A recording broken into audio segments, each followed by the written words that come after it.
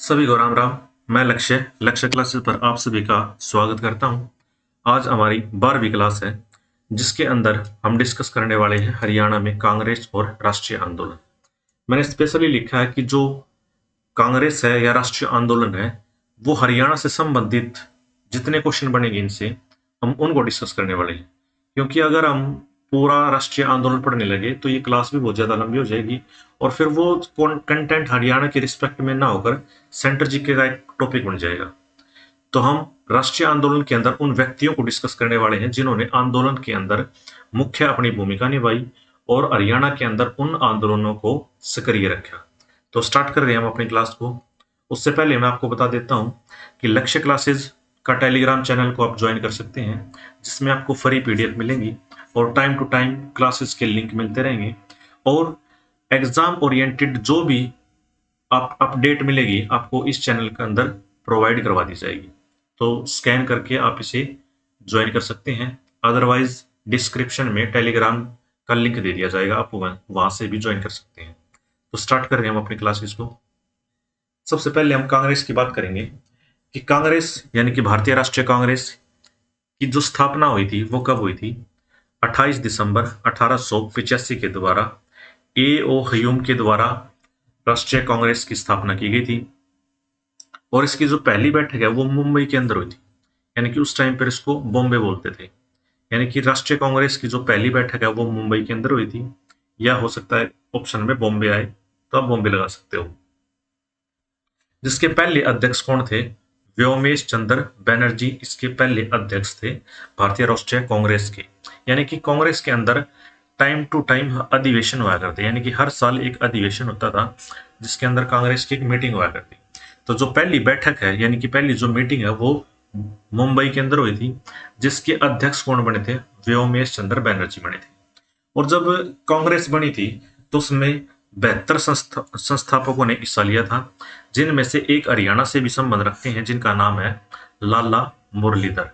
यानी कि कांग्रेस की स्थापना में एक हरियाणा के व्यक्ति हैं जिनका नाम है लाला मुरलीधर, और इन्होंने द ट्रिब्यून नामक एक अखबार है उनके प्रतिनिधि के रूप में भी अधिवेशन में शामिल हुए थे। यानी कि इस अखबार के प्रतिनिधि बनकर भी इस अधिवेशन में शामिल हुए थे और ये इतने प्रभावित हुए कि उन्होंने कांग्रेस की स्थापना भी की थी हरियाणा के अंदर। तो हम पढ़ रहे हैं कि लाला मुरलीधर इस संस्था से इतने प्रभावित हुए कि 1886 में कांग्रेस की एक शाखा अंबाला में स्थापित कर दी।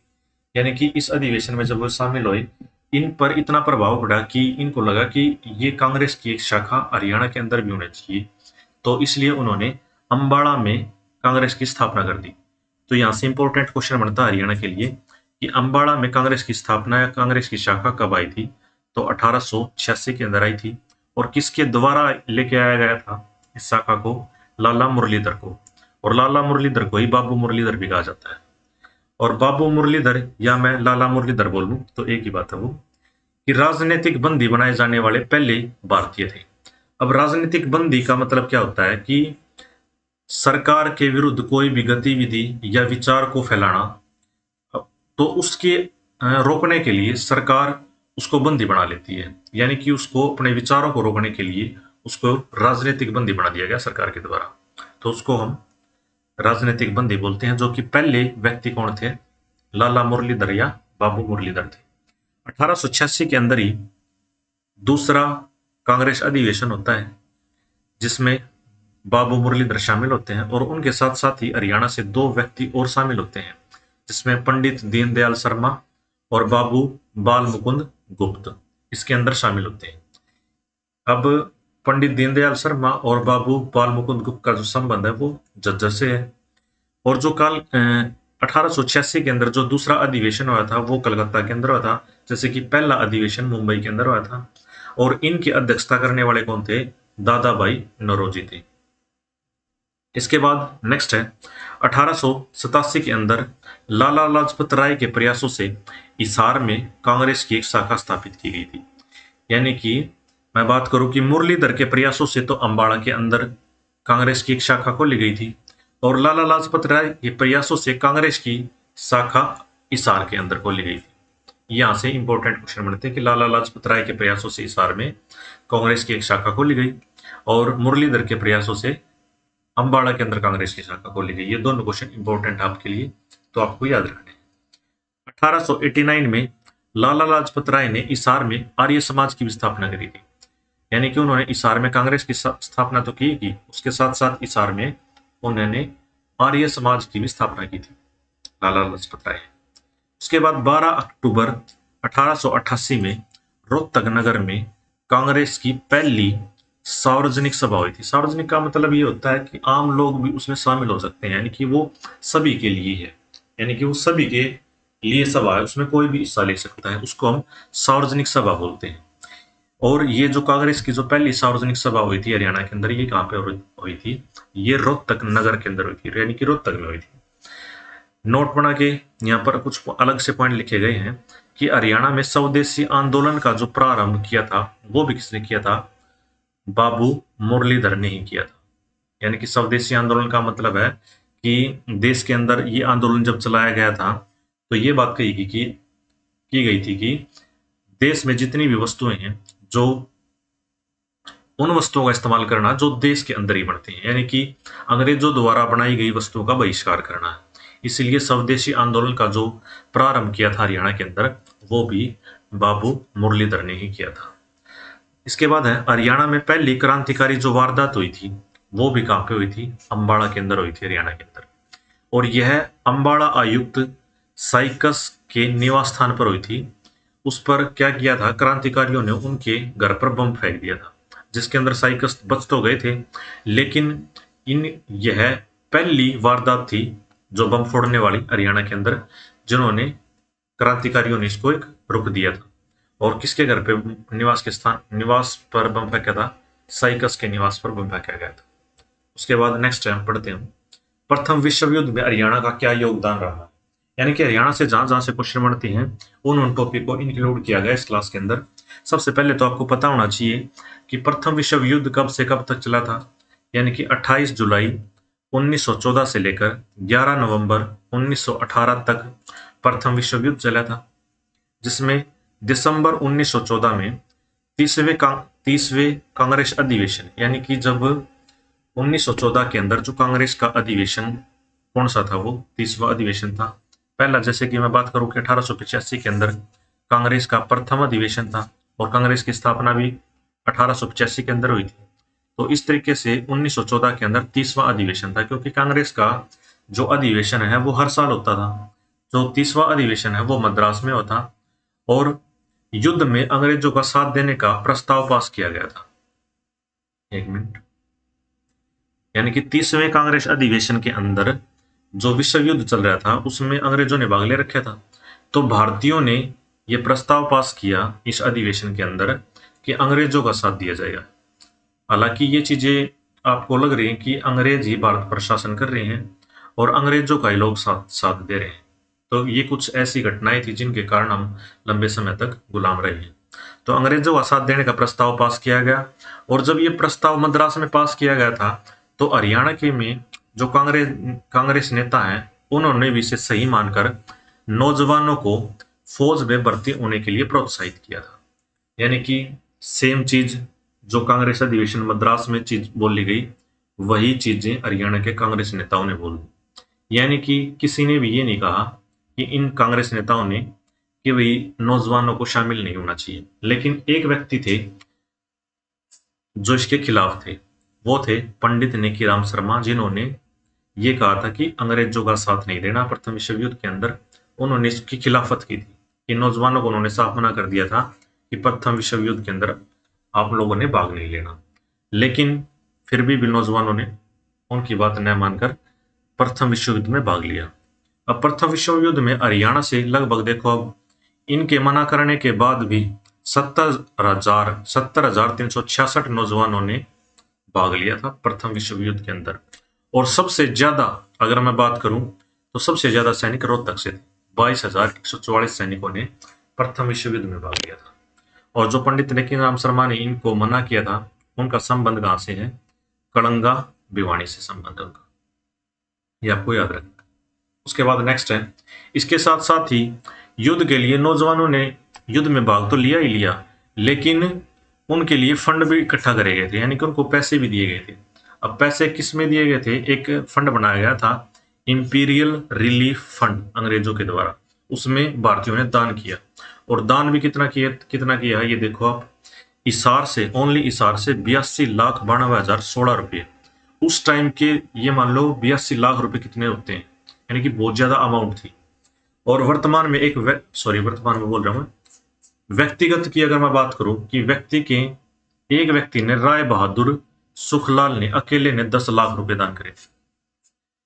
मतलब अंग्रेजों के गुलाम और अंग्रेजों को ही पैसा दान कर रहे हैं, और इनकी पत्नी ने अलग से ही 1 लाख रुपए दान कर दी। अब देखो कितनी बेवकूफी वाली बात लग रही है। अब भिवानी से लक्ष्य तो रखा गया था कि 15 लाख रुपए इकट्ठे करने भिवानी से, लेकिन भिवानी वालों ने 25 लाख रुपए इकट्ठे कर दिए, यानी कि इतनी अमाउंट युद्ध के लिए फंडिंग करी जा रही थी अंग्रेजों के लिए। उसके बाद नेक्स्ट है 1916 में होम रूल आंदोलन चला था, यानी कि 28 अप्रैल 1916 को होम रूल आंदोलन स्टार्ट किया था। और यह आंदोलन का नेतृत्व करने वाले कौन कौन थे? बाल गंगाधर तिलक और श्रीमती एनी बेसेंट थी। होम रूल का मतलब क्या होता है? यानी घर का रूल। यानी कि वो क्या चाहते थे कि इनका उद्देश्य था, यानी कि बाल गंगाधर तिलक और एनी बेसेंट का उद्देश्य था कि ब्रिटिश साम्राज्य के भीतर रहकर खुद का शासन स्थापित करना, यानी कि स्वशासन स्थापित करना है। स्वशासन स्थापित करने के लिए होम रूल आंदोलन चलाया था। ये तो चलाया था किसने? बाल गंगाधर तिलक ने और एनी बेसेंट ने। लेकिन मैं हरियाणा की बात करूं कि हरियाणा में पंडित नेकीराम शर्मा द्वारा इसे शुरू किया गया था। अब नेकीराम शर्मा ने हरियाणा में जब शुरू किया तो रोहतक के जो डीसी थे उन्होंने नेकीराम शर्मा को थोड़ा बहुत लालच देने की सोची। अब लालच भी कैसा? यानी कि जमीन देने की सोची थी। जो रोहतक के डीसी हैं उन्होंने ऑफर किया था नेकीराम शर्मा को कि अगर आप इस आंदोलन को हरियाणा के अंदर रोक देते हो तो आपको 25 मुरब्बे जमीन दी जाएगी।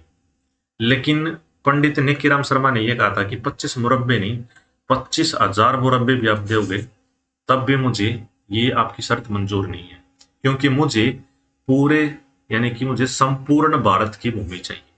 ये आपको वाक्य याद रखना है कि नेकीराम शर्मा ने, जो रोहतक के डीसी थे, उनको कौन सा कथन बोला था कि मुझे संपूर्ण भारत की भूमि चाहिए। ये कथन लिखकर आपसे क्वेश्चन किया जा सकता है कि ये कथन किसका था, तो आपको बताना कि पंडित नेकीराम शर्मा का है। उसके बाद नेकीराम शर्मा उत्तर भारत के एक प्रसिद्ध नेता बन गए थे, यानी कि उन्होंने आंदोलन को जारी रखा, और इस आंदोलन के बाद, यानी इस आंदोलन के दौरान पंडित नेकीराम शर्मा उत्तर भारत के एक प्रसिद्ध नेताओं में शामिल हो गए थे। जिसमें आगे हम बात करते हैं अम्बाड़ा में इस आंदोलन का नेतृत्व किसने किया था? मुरलीधर और दुनीचंद ने किया। हाँ, यहीं तक है बस ही इसके बारे में। यानी कि अम्बाड़ा में जो आंदोलन का नेतृत्व है वो मुरलीधर ने और दुनीचंद ने किया था।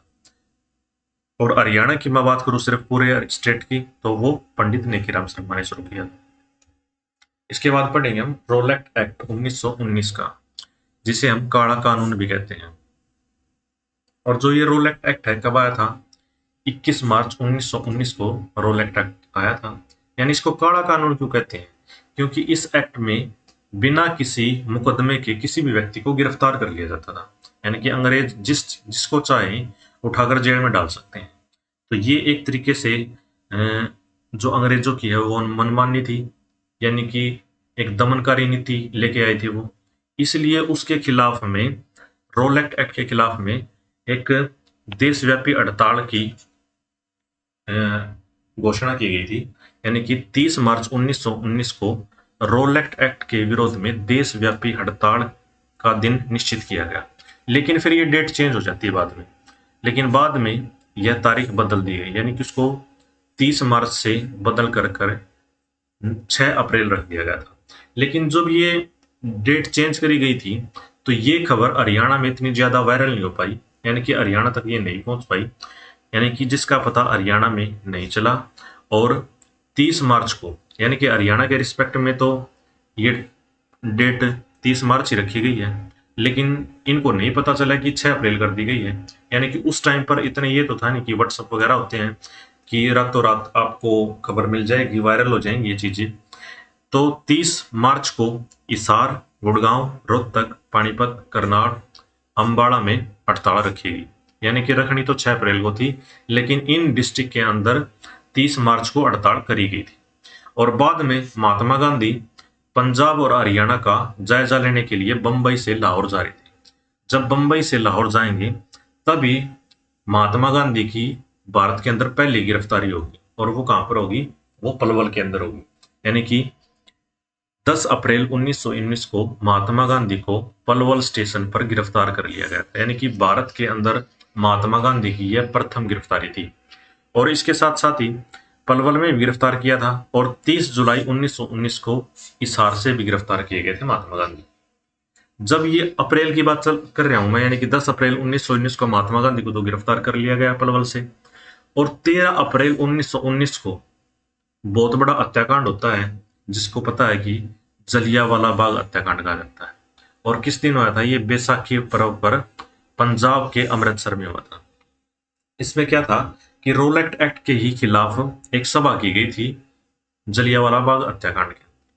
और वहां पर जनरल डायर ने अंधाधुंध गोली चलवा दी गई थी, जिसमें बहुत सारे लोगों की मृत्यु हो गई थी।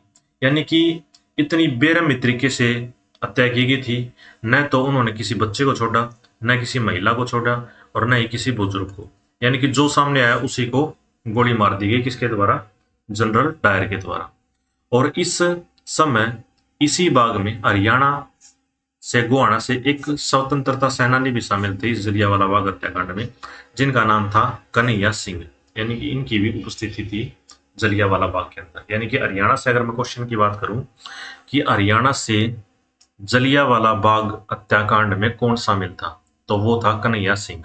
यानी कि इनकी भी मृत्यु हो जाती है।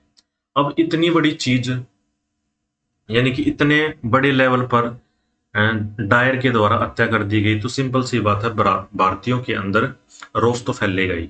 यानी कि उन क्रांतिकारियों ने फिर क्या किया कि कैथल के अंदर रेलवे स्टेशन पर, गोहाना के अंदर पोस्ट ऑफिस के ऊपर, और अंबाड़ा छावनी पर आग लगा दी गई थी। और रोहतक में टेलीफोन तार काट दिए गए थे। तो यानी बहुत से हिंसक घटनाएं घटी गई जलियांवाला बाग हत्याकांड के बाद। उसके बाद हम नेक्स्ट पढ़ते हैं कि खिलाफत आंदोलन। खिलाफत आंदोलन क्या था? यानी कि खिलाफत का मतलब यही होता है कि विरोध करना, किसी के खिलाफ जाना। और जब अंग्रेज युद्ध लड़ रहे थे, यानी कि प्रथम विश्व युद्ध चल रहा था 1919 के बाद, यानी कि प्रथम विश्व युद्ध के बाद अंग्रेजों ने तुर्की में खलीफा के पद को हटा दिया था। यानी कि खलीफा के खिलाफ जा रहे थे। और खलीफा को हरियाणा में कह रहा हूं, देश के जो मुसलमान हैं वो उनका बहुत ही मान सम्मान रखा करते। तो इसीलिए मुसलमानों के द्वारा प्रथम विश्व युद्ध के बाद जो तुर्की के सुल्तान थे, यानी कि उनको सत्ता से हटा दिया गया था और खलीफा का पद खत्म कर दिया गया था। इसीलिए इसी कारण से जो भारत में मुसलमान रहते हैं उन्होंने अंग्रेजों के खिलाफ खिलाफत आंदोलन चला दिया। और हरियाणा में लगभग, केवल हरियाणा में लगभग 10 लाख मुसलमानों ने इस आंदोलन में भाग लिया था। और 15,000 सक्रिय सिपाही थे। यानी कि तुर्की में जो खलीफा थे उनका मान सम्मान तो हर मुसलमान किया जाता था।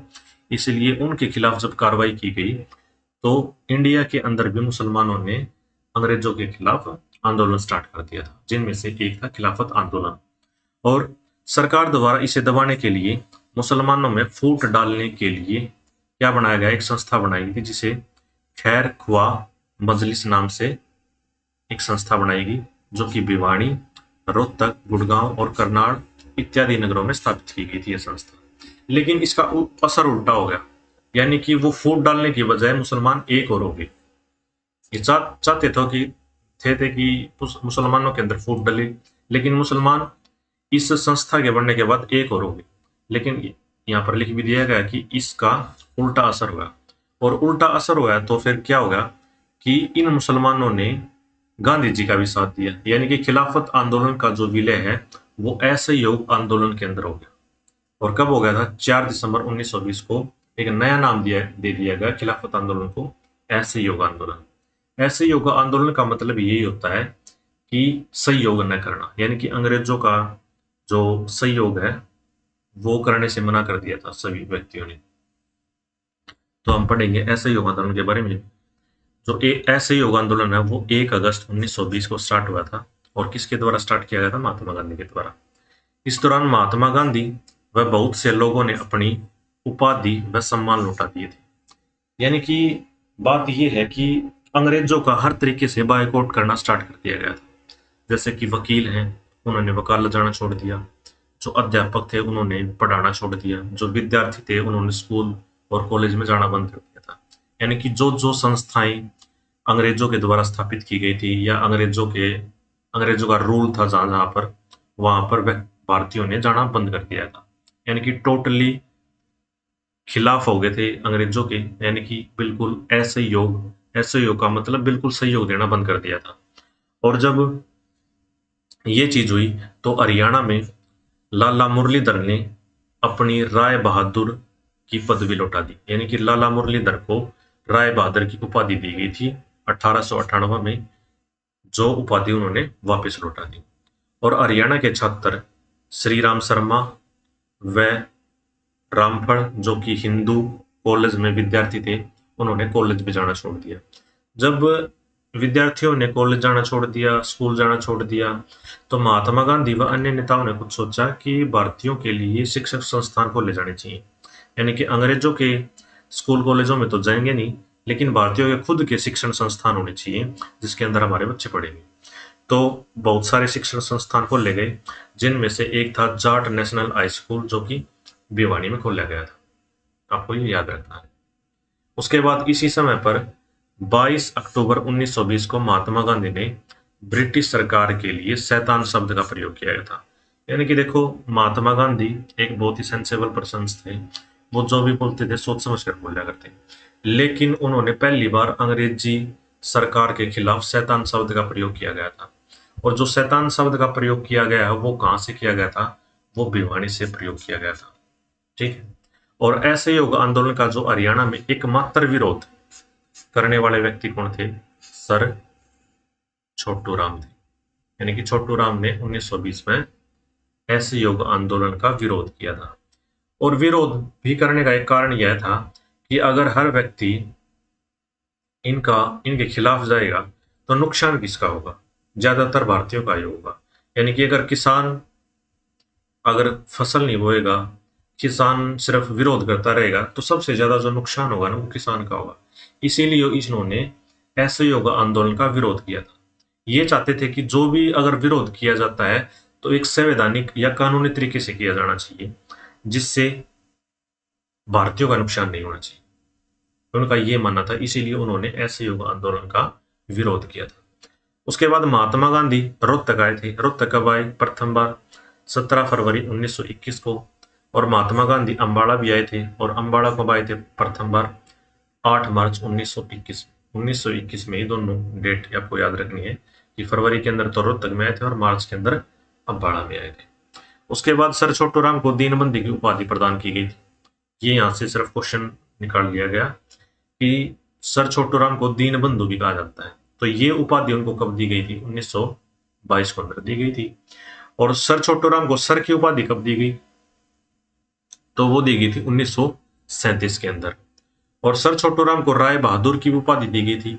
और वो कब दी गई थी? 1927 के अंदर तो राय बहादुर की, 1937 के अंदर सर की उपाधि, और दीनबंधु की उपाधि 1922 के अंदर। ये आपको क्वेश्चन याद रखने हैं सर छोटू राम से, क्योंकि वो हरियाणा के रिस्पेक्ट में काफी प्रसिद्ध व्यक्ति हैं और वहां से क्वेश्चन काफी बनते हैं इनसे संबंधित। और जब स्पेशली हम इनके बारे में पढ़ेंगे तो हम इनसे सारे भी जितने भी क्वेश्चन बनते हैं वो हम डिस्कस करते हुए चलेंगे। उसके बाद पंडित श्री राम शर्मा ने 1923 में हरियाणा तिलक साप्ताहिक पत्रिका का प्रकाशन किया था। और जो प्रकाशन किया था वो कहां से किया था? वो रोहतक से किया था। उसके बाद नेक्स्ट है 1923 में ही फजली हुसैन व सर छोटू राम ने यूनियनिस्ट पार्टी की स्थापना की थी। यानी कि उन्होंने कांग्रेस को छोड़कर अलग से एक यूनियनिस्ट पार्टी की स्थापना की थी। इसने सर छोटू राम ने। और किसकी सहायता से? फजली हुसैन की सहायता से। कब की थी? 1923 के अंदर। और सर छोटू राम को राय बहादुर की उपाधि 1927 में, ये पहले ही बता दिया मैंने। उसके बाद हम पढ़ेंगे Simon commission. Simon commission Bharat कब आया था? वो आया था 1928 में, और कहां पर आया था? बंबई के अंदर आया था। इसमें सारे अंग्रेज सैनिक थे, इसीलिए इनका विरोध किया गया था। और साइमन की कमीशन के खिलाफ जब नारे लगाए थे, साइमन वापिस जाओ, उस समय पर किसकी मृत्यु होती है? साइमन कमीशन के विरोध में लाला लाजपत राय की मृत्यु हो जाती है। क्योंकि इसका जब विरोध कर रहे थे, साइमन गो बैक के नारे जब नारे लगाए जा रहे थे, तो इस कमीशन का विरोध करते हुए लाला लाजपत राय की लाहौर में लाठी लगने से मृत्यु हो गई। क्योंकि उनके सर पर बहुत सारी लाठियां मार दी गई थी, जिससे काफी खून बहने के कारण लाला लाजपत राय की लाहौर के अंदर मृत्यु हो गई थी। और जब उनकी मृत्यु हुई थी, तो वो डेट कब थी? 17 नवंबर 1928 की। और ये लाला लाजपत राय एक बहुत ही प्रसिद्ध नेता और प्रसिद्ध क्रांतिकारी थे, जिनका बदला कौन कौन लेंगे? भगत सिंह बदला लेंगे। भगत सिंह किसकी हत्या कर देंगे? सैंडर्स की हत्या कर देंगे। सैंडर्स की हत्या करेंगे। लेकिन वो हत्या तो स्कॉट की करना चाहते थे, लेकिन स्कॉट उस टाइम पर वहां पर जहां पर वेट कर रहे थे, स्कॉट तो आया नहीं, लेकिन वहां पर कौन आ गया? सैंडर्स आ गया। तो सैंडर्स भी वहां पर लाठी बरसाने में शामिल था, इसलिए सैंडर्स की हत्या कर देते हैं भगत सिंह। किसका बदला लेने के लिए? लाला लाजपत राय की मृत्यु का बदला लेते हैं। और कब मृत्यु हुई थी? साइमन कमीशन के दौरान। उसके बाद है व्यक्तिगत सत्याग्रह। कब शुरू किया गया था? 11 अक्टूबर 1940 को व्यक्तिगत सत्याग्रह शुरू किया गया था। व्यक्तिगत सत्याग्रह का मतलब ये होता है कि व्यक्ति खुद जाकर अपनी गिरफ्तारी देता है, उसको हम व्यक्तिगत सत्याग्रह बोलते हैं। जो स्टार्ट कब हुआ था? 11 अक्टूबर 1940 को शुरू हुआ था। इसमें दिल्ली चलो आंदोलन भी कहा जाता है इसे, और क्या कहा जाता है? दिल्ली चलो आंदोलन भी कहा जाता है, जिसमें पहले महात्मा गांधी द्वारा चुना व्यक्ति अपनी गिरफ्तारी देता है। यानी कि पहले महात्मा गांधी से अनुमति लेनी पड़ती थी, यानी कि अब महात्मा गांधी डिसाइड किया करते कि किसी व्यक्तिगत सत्याग्रह में शामिल होना।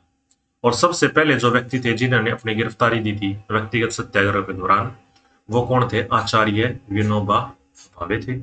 और दूसरे व्यक्ति जवाहरलाल नेहरू, और तीसरे व्यक्ति थे सरदार पटेल। कौन थे ये? व्यक्तिगत सत्याग्रही थे, जिन्होंने अपने आप को गिरफ्तार करवाया था। और हरियाणा में के रिस्पेक्ट में बात करूं तो मैं हरियाणा में प्रथम सत्याग्रही कौन थे? वो थे पंडित नेकीराम शर्मा। देखो, आप देख रहे होंगे कि पंडित नेकीराम शर्मा हर जगह बहुत इंपॉर्टेंट रोल प्ले कर रहे हैं, यानी कि एक बहुत बड़े क्रांतिकारी रहे हैं हरियाणा से, जिनका संबंध कहां से है? भिवानी से है। और अगर मैं बात करूं कि महिला के अंदर प्रथम सत्याग्रही कौन थी? वो थी चांदबाई, जिनका संबंध है सिरसा से। ये था, मतलब अलग अलग चरण स्टार्ट हुए थे, यानी कि तो पहला चरण था। दूसरे चरण में हरियाणा में सबसे ज्यादा हिसार से अपने आप को गिरफ्तार करवाया था लोगों ने, यानी कि हिसार से सबसे आगे रहा था सत्याग्रही में। और तीसरे चरण में रोहतक, यानी कि रोहतक से काफी लोगों ने अपने आप को गिरफ्तार करवाया गया था। लेकिन इतने गिरफ्तारी के बाद फिर 1942 के अंदर गांधी जी ने सत्याग्रह वापस ले लिया था। ठीक है। उसके बाद लास्ट टॉपिक रहता हमारा आजाद हिंद फौज। यहां से एक बार हरियाणा से संबंधित कुछ क्वेश्चन है कि आजाद हिंद फौज की स्थापना या गठन कब हुआ था? 1942 के अंदर। और इसका जो कार्यभार है वो किसने संभाल लिया था बाद में? 1943 के अंदर सुभाष चंद्र बोस ने संभाला था। और हरियाणा में कुल कितने सैनिकों ने आजाद हिंद फौज के अंदर भाग लिया था? 2715 सैनिक थे जिन्होंने आजाद हिंद फौज के अंदर भाग लिया था। ठीक है। उसके बाद मैं बात कर रहा हूं कि हरियाणा से 22 तो अफसर थे और 324 सैनिक शहीद हुए थे। किसके अंदर? आजाद हिंद फौज के अंदर। आजाद हिंद फौज का गठन 1942 में हुआ था। और चाहिए यहां पर मैं साइड में लिख देता हूं कि गठन में कौन शामिल थे? रास बिहारी बोस थे। सुभाष चंद्र बोस अलग है, रास बिहारी बोस अलग है। आजाद हिंद फौज का गठन किसने किया? रास बिहारी बोस ने। और बाद में जो कमान संभाली थी वो किसने संभाली थी? सुभाष चंद्र बोस ने। कब संभाली? 4 जुलाई 1943। इसके बाद मैं बात करूं कि 1938 के अंदर भारत में अकाल भी पड़ा था। और इस अकाल के समय में सुभाष चंद्र बोस हरियाणा आए थे। और हरियाणा पर कहां पर आए थे? सातरोड हिसार में आए थे सुभाष चंद्र बोस। हिंद फौज में हरियाणवी कमांडर थे, कमांडर इन चीफ थे, जो कौन थे? मेजर सूरजमल थे। इन्होंने मणिपुर की धरती पर तिरंगा फहराया था और इन्हें कौन सी उपाधि दी गई थी? सरकार ए जंग की उपाधि दी गई थी। किसके द्वारा? सुभाष चंद्र बोस के द्वारा।